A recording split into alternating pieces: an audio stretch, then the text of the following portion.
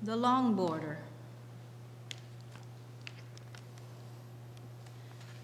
Chris stands at the top of the hill and surveys the scene below. The road stretches before him like an asphalt ribbon, as if some giant has taken a roll of road and let it unravel all the way to the bottom. Workers just finished resurfacing the street a month ago, and a fresh asphalt is still dark and smooth.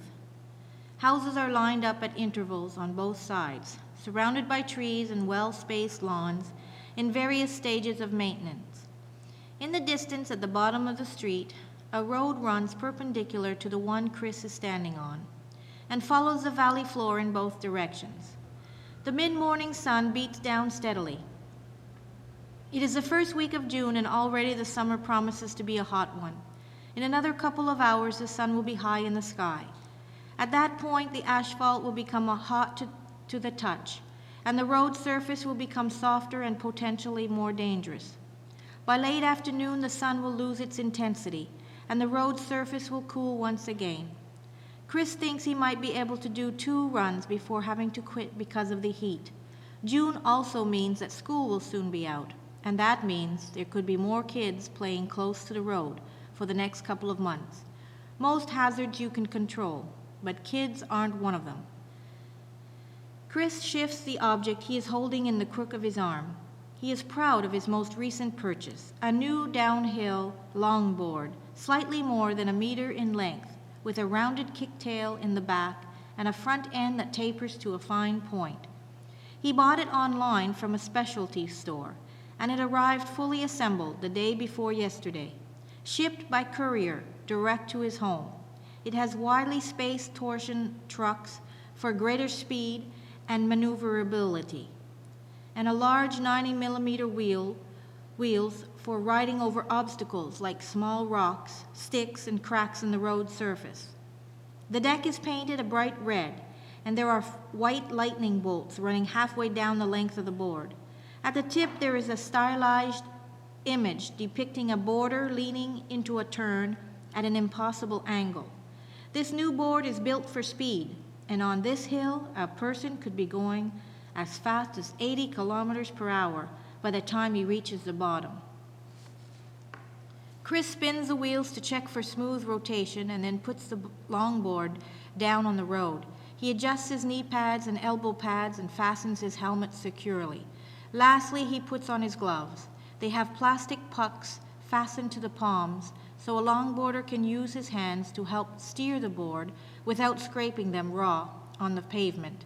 He studies the road, making sure there are no cars coming up the hill.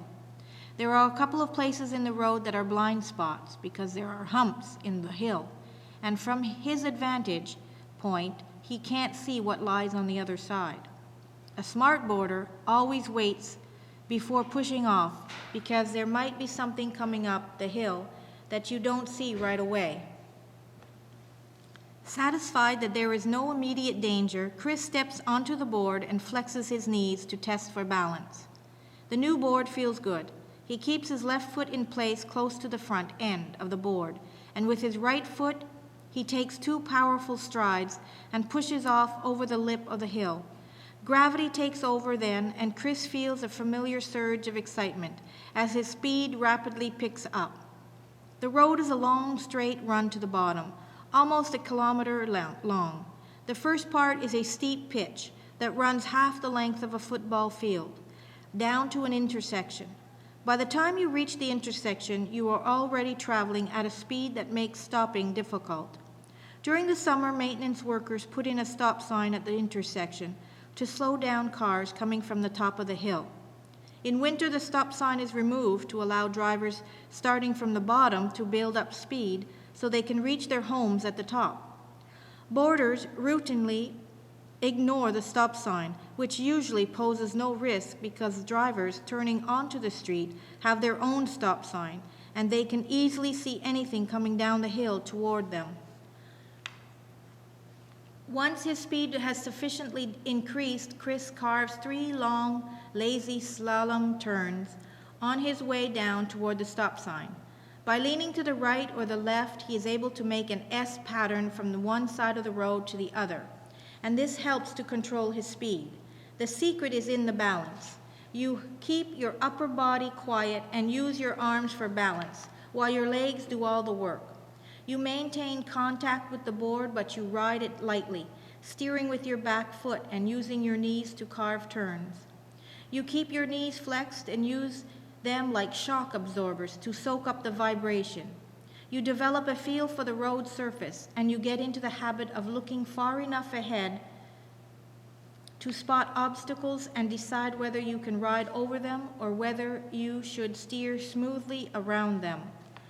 As Chris flies by the stop sign, he steers around a patch of gravel that has probably been kicked by someone driving too close to the shoulder.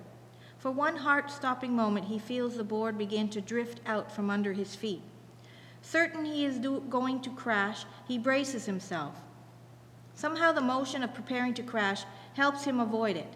He manages to right himself at the last second, though more through luck than skill. Feeling a rush of relief, Chris wills his heart to slow down and fights to get his breathing under control.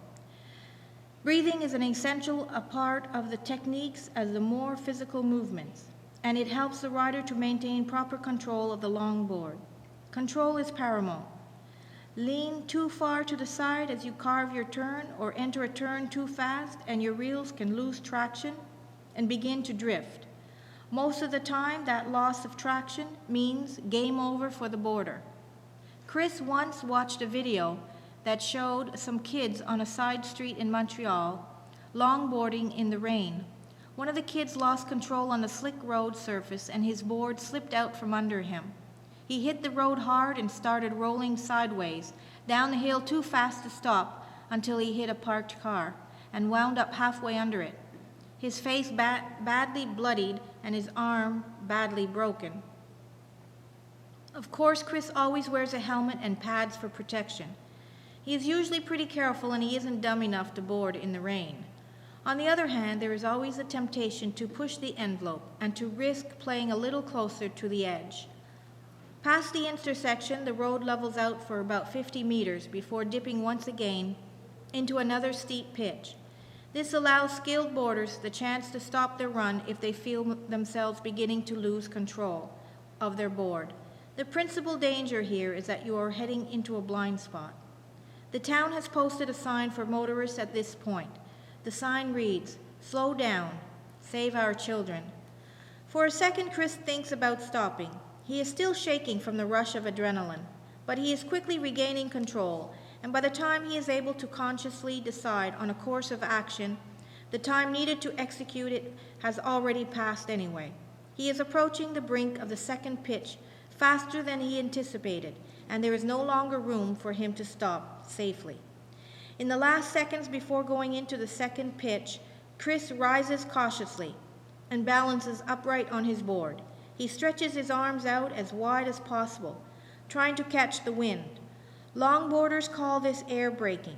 It is usually an effective way to slow down before heading into a tight turn or a steep pitch, and Chris feels his speed decrease by a fraction.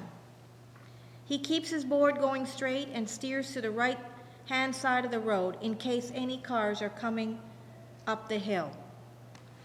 As he rides over the lip, he crouches down once again and prepares to carve more turns. The sensation of the sudden drop reminds him of riding in his grandfather's truck when he was much younger. His grandfather had once had an old half-ton truck that he used while doing the chores on his farm. The truck had a standard transmission, and the old man often amused his grandkids by coasting up and down the hills around the farm with the gear shift in neutral. As a child, Chris had laughed with delight at this feeling that his stomach was suddenly suspended in air, while the rest of him rode down a steep hill in the truck. On a dare, Chris had once ridden his longboard down the hill in the dark. What a rush that had been. Stupid, he admitted to himself, but one hell of a rush. You couldn't see obstacles in your path, so you couldn't avoid them.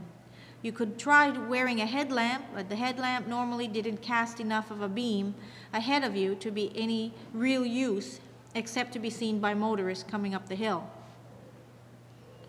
Because there were no street lamps, drivers often used their high beams when coming up or down the hill, but some drivers just chased their low beams. They were the ones you had to worry about. Chris was halfway down the hill and cruising at a fast clip.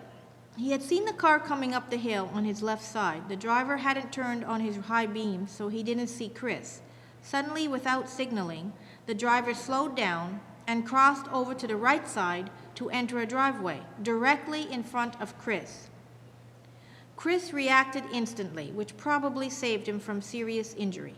He just managed to swerve around the car, missing it by inches, and caught a glimpse of the driver's startled face reflected in the dashboard lights as he whipped by.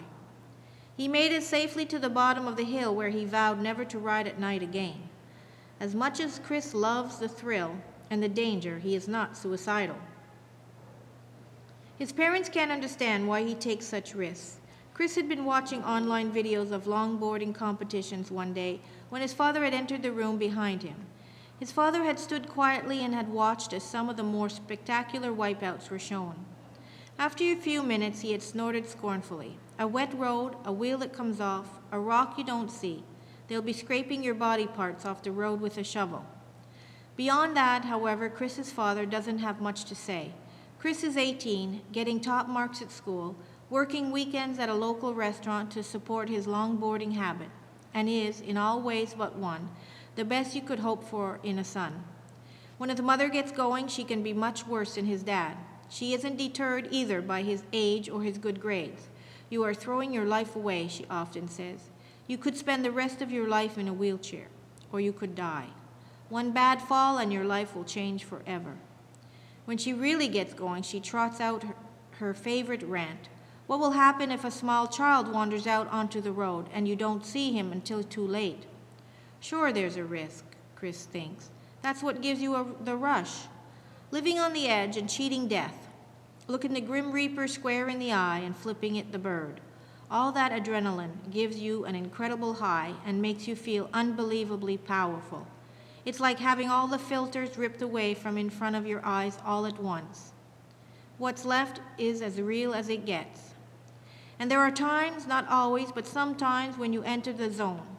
When you are in the zone, it's like a part of you is in the driver's seat, doing everything exactly as it needs to be done, exactly when it needs to happen.